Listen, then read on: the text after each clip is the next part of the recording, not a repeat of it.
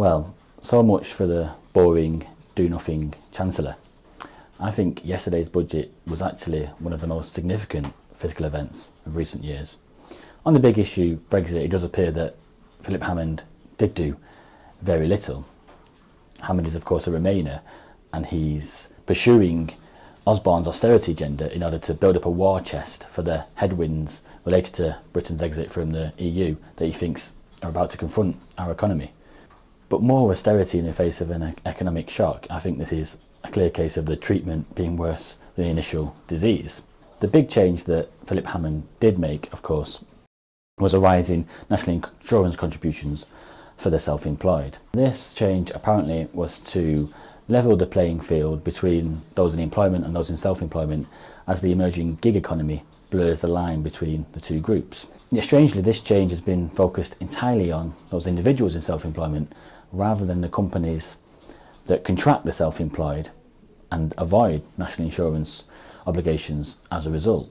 It remains the case that the self-employed have lower employment protections and less access to benefits than those in employment.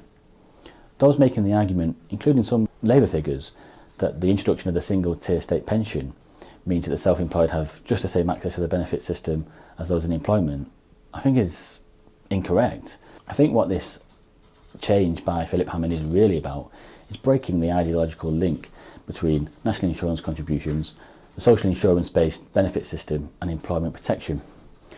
So he's gone after the self-employed in yesterday's budget, but in future he may well have a rationale for going after those in employment. He'll be able to argue that their employment protections should be lower, their access to the benefit system should be lower, because they're not really paying any more national insurance contributions than those in self-employment. I think there are important questions we need to answer about how we tax different forms of employment in this gig economy, and Matthew Taylor of the RSA is undertaking a review on behalf of the government about this very issue as we speak. And in that context, there may well be a case for NICS reform for the self-employed. But I think the cart is being put before the horse, and that will be a bad thing for the long-term development of our tax system.